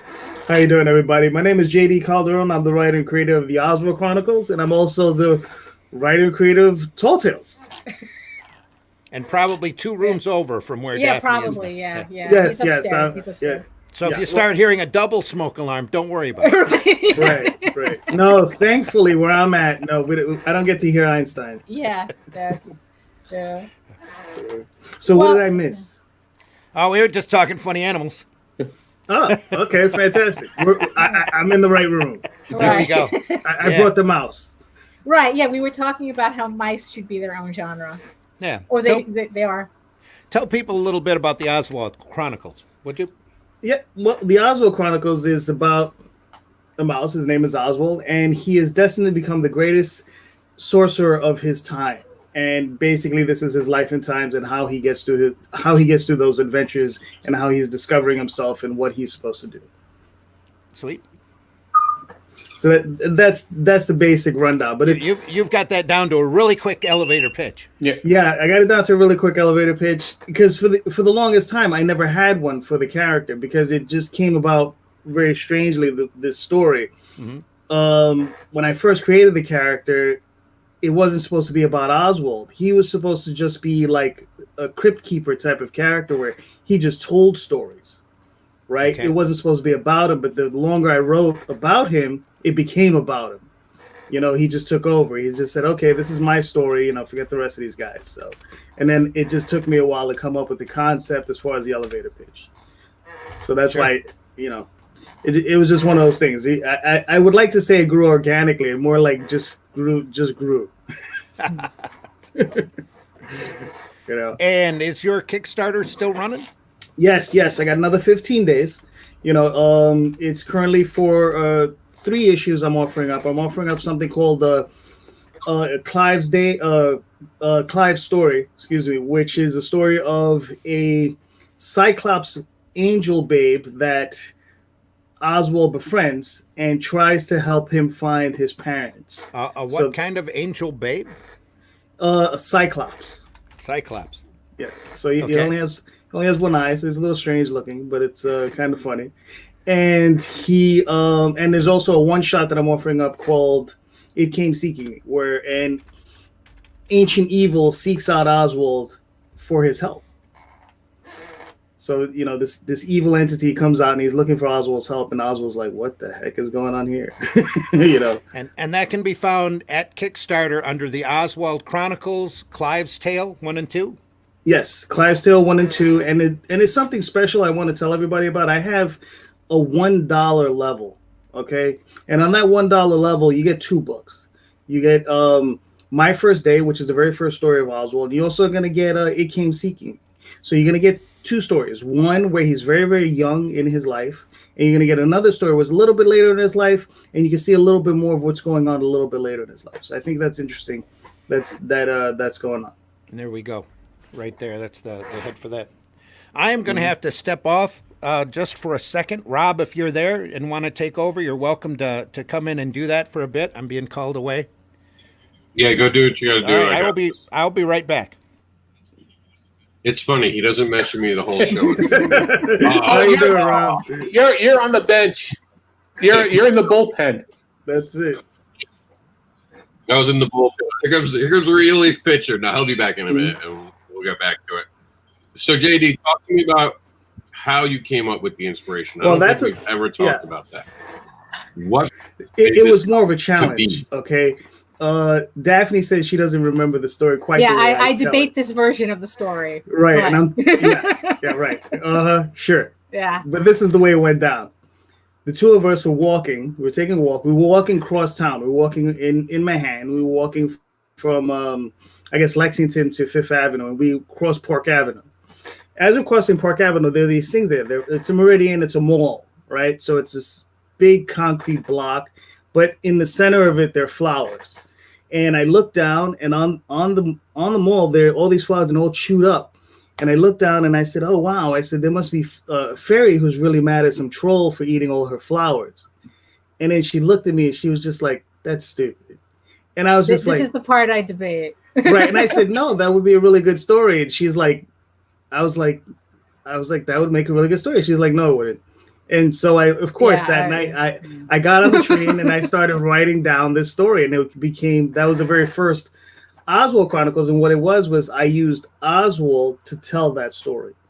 So that's why he's a scribe. He's a little mouse. And he just lives on Park Avenue, and he tells a story, and he writes down these little weird adventures that he finds. And that's how he came to be. And it wasn't even the stories wasn't really about him. It was about this troll named Ordith and this fairy named Diane and the war. And the story, the title of the story is called the Park Avenue Mole War, because that's what those Meridians are called. They're called moles. So that's the basic genesis of the character, and then from there it just grew. I just started writing other stories with him. And just to let everybody know, that $1 level, those are for PDFs. Very cool. All right, Daphne, tell us the truth. How did it happen? I remember the story, except for the part where I'm calling him stupid. Because it's like I believe that. I've been around your female kind. You're not always that kind. Now, mind you, the first time he ever told this story, he said, I looked at him like he was stupid. So now it's like I'm calling him that's the same stupid. So No. I completely I object. Daphne. I object. Wait a minute, Daphne, are you saying you don't believe in sign language? That face is a sign language right I there. believe you called the story stupid. You didn't call me stupid. You called the story stupid. I object. That's where some of the best tales come from. Exactly. So the gauntlet was thrown, and I picked it up. I accepted the challenge. And here we are with JD's billionth Kickstarter. Yes. Closing in on that 1 billion mark. Well, I wish, but No. Yeah. I think this is number 17, 18. Really? Look at that. But you can't hate a guy for his hustle. Look at he delivers every Kickstarter. So publishers can't even say they do. Oh yeah, I've fulfill, and I fulfill hard. I mean, that's the one thing. If you order a book from me, you're gonna get it. Randy, what's this show rated? I don't know if you can say that on this show. He's like, I deliver hard. Is that okay? I just haven't ran the tagline. We are TVMAO, and I also didn't warn people that. We are not responsible for our opinions. Opinions expressed on this program may not be that of the Indie Volt Radio, its sponsors, or its host. So. Yeah. So what you're looking at there, that's a silver foil cover. I mean, those things. It's funny. Like, it looks okay in digital. Yeah, in the video. You really have to see it in person. Yeah, but you have to see that in person. It is glorious. And that artwork is by Jade Gonzalez and by my good friend whose name I'm forgetting right now. Derwin. Yes, Derwin Robinson. Yes, thank you. He's the colorist on that. He did a great job. Obviously shine. They obviously shine. Yeah, John, the printer that I sent you, Yes. they do these. They did these samples that we're showing with the silver. They also have a prismatic foil that when I took them out of the box, I had to put sunglasses on because they're shiny. Well, I sent him. I contacted with him, and I sent him my full page. Like all 5 books, what my specs are, what I need, and we'll see what happens. Yeah. Cool. But yeah, I mean, but it's fantastic what can be done with Kickstarter and what independent publishers can do. Between Kickstarter and Indiegogo, and I mean, Randy, you know, from back in the day, all we had was a basic distribution. Well, it wasn't basic, but we had a distribution system with 13 different distributors. That wasn't that basic. It was awesome. We were moving a lot of product back during that time. Exactly. I mean, I came in towards the butt end of that, and I mean, we were moving probably about 3,800 copies, and the thing is, we did no advertising. Nobody knew who we were. We were just fresh out of the gate, and nobody knew us, and we were able to move 38 to 4,000 copies, per issue. Whereas now, the situation is just dire as far as distribution. Yeah. Yeah, there we are. I think at the Since time, you said butt end, I thought I'd throw that TVMA Oh, DLSV. there There. Yes. no, because I think like at the time, like the only like real advertising we were doing is that I was sending out like mini catalogs to people. I mean, so that they could. I mean, Jesus, it's like I can't believe I did that sometime. It's like, oh, order from our little catalog. But that wasn't unusual for back then. Especially for studios that had a large array of books and comics. Yeah. Right, yeah. Absolutely. Well, that's just what happens when one entity devours everything else. Yeah. That's the problem, and they wind up eating their own tail. And from what I see with Diamond, they can't get they. I don't think it was professionally run, basically. Well, they were at the point now where they're stumbling over their own feet. There's a period, if you're in a large enough market, you can make money stumbling along, like what you were saying. But once they try to become a business, then it becomes something entirely different. The big problem with Diamond, in my opinion, is that they never bothered to pursue the business. They just kept taking orders from retailers. Then they set up hoops for the retailers to jump through. Then they started even though their clientele base eroded away, they never did anything to go out and find a larger market. They just kept telling everybody what your demographic is, and then started telling everybody in the green section that this is our demographic. You need to hit it.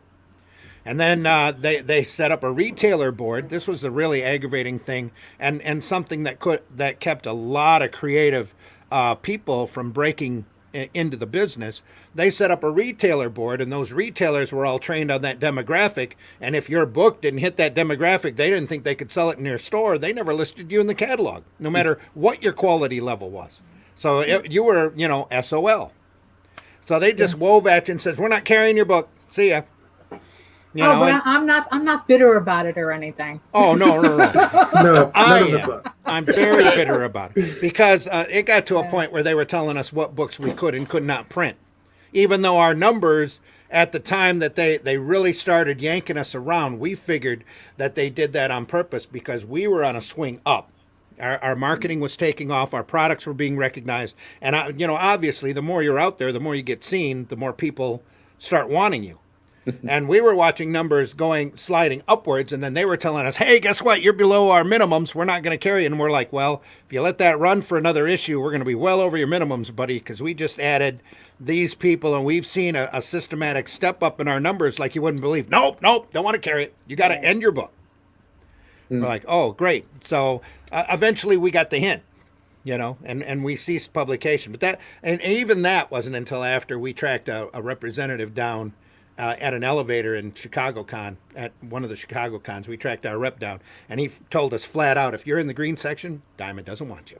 No matter how inventive, how creative, or whatever you want to do, they don't want anything from you. So thank goodness the alternative market is out there now, and the crowdfunding opportunities are there. Something that really started turning everything around was Scholastic. When they picked up Bone, we saw the alternative market start going, oh, there's some place where we can do some ingenious stuff that's not superheroes or angst-ridden, realistic, dark stuff, And even though they don't ever give out their numbers, but they do a wide variety of unique stuff. So I think the closest you can get to numbers is through the New York Times bestseller list. I think that's like the closest. But they don't. And that's a microcosm. Of places, yeah. And that is what is bought, rather ordered. That's what's sold through. Yeah. And my experience with independent publishing goes back to the '90s, the early '90s, through about 10 years, from about '92 through 2001, and once Ingram started buying up the distributors there, and that's when things independent. There were a lot of mysteries, a lot of small presses that were starting to come up, and they just said, okay, if you are not if you are not publishing at least 10 books a year, then they're going to cut you. We'll just cut you off, and that's that. Or you have to just give us a 70% discount. Oh, And there's no way that you can survive on that. So after 5, crime fiction novels, we said, okay, that's it. I can't do it, and that was it.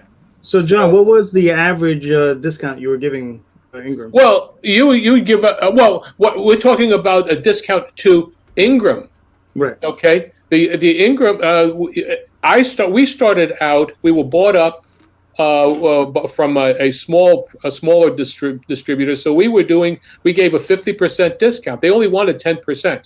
But then when Ingram came on, they decided, okay, no, you got to give us a 60% discount. And at the time, the distributor that we had, they paid for the shipping. So we gave them a 50% discount plus they paid the shipping. Ingram Buys comes in, and not only do they do that, they say, okay, well, we'll give you, 50%. Okay, we're grandfathered. Then they started saying, we're 55% discount. Now we want 60% discount, and now you have to pick up the shipping. Well, you can't keep doing that. And then when they say, okay, now 35%, we got to give you, a 75% discount and pay up, take all the all the shipping. So it was an untenable situation. Yeah, that's awful. That's something I found with Diamond is they kept moving their hoops. Yep. Mm-hmm. Yep. Yeah. The gate got more and more closed in order to chase people off. And then I had retailers coming at me, asking me why I was shorting Diamond, because they ordered 5 and only got 3. So we figured out pretty early on that after a couple of those retailers come up to us mad at shows, that Diamond seemed to be cutting their invoices by a good 20% when they sent them to us. That's crazy. Just to get us out of the market. Yeah, and they will punish you if you overshipped, right? We never tried that. I pulled a couple of really good stunts on Diamond that I'm pretty proud of, because I actually got to pay the creative people a decent check. Well, I was one of them. That the spank book that you see down below has got a nice little long story about it, especially with the 2 monkeys sitting in the cleavage. But that's funny animals on an adult vein. But anyway, we pulled a couple of things like that on Diamond and made really good numbers, and were able to pay off some creative teams some actual decent profit back. But we never tried to overship them. We did. Arrow Comics is, I'm sorry, and this is a whole nother story that we should probably cover on a more, well,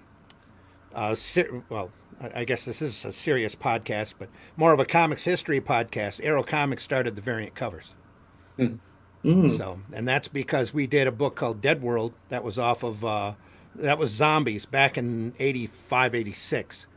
And the retailers were so upset at the covers that we gave them the option of ordering a tame or a violent cover. Wow. That's cool. And Vince Locke was a pure artist. He went on to do Sandman and all sorts of great things. And he still does the covers, the CD covers for the band Cannibal Corpse to this very day. But he would always offer one incredibly violent cover and one incredibly artistic cover. Whether it was a still life, scenery, or whatever, he got to really stretch his artistic muscles on that title. Or we offered an A and B cover, and lo and behold, the tame covers are really the rare ones. But that's off topic. So, well, to kind of bring it back on topic. Thank you. So when I was like recollecting all the Aniverse books, because I don't know why I got rid of them the first time, probably in the silliness of thinking, oh, this will come out in a trade. I'll collect the trade. That damn Zimmerman, screw him. Set them on fire. So I understand. Yeah,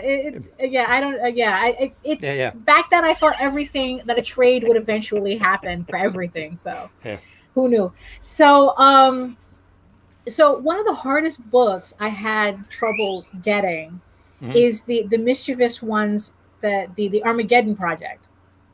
So you didn't need to collect those. I was about to ask, like, what was the deal with that? Because I've also noticed that Arrow Manga was the one company you never mention in your intro. Yeah, that's a whole nother story. That's one of those stunts Right. that we pulled, and that goes back to Right. Diamond. But the thing with the Armageddon Project Yeah. was an outside book of a manga artist that wanted to work on Mischievous, and we had her do that. We had her under a 3-issue contract, and she only did 2, and then decided she wasn't going to do number 3. Oh, okay. And so that's that story will never be seen again. Oh, okay. And Because it's not really a recognized part of the continuity. okay, because I was wondering if you thought it was canon or not. Because No. I was having a hard time getting No. it. I had one guy who only wanted to sell it for me for $30, and it's Holy like, crap, no really? offense, I'm not buying that for $30.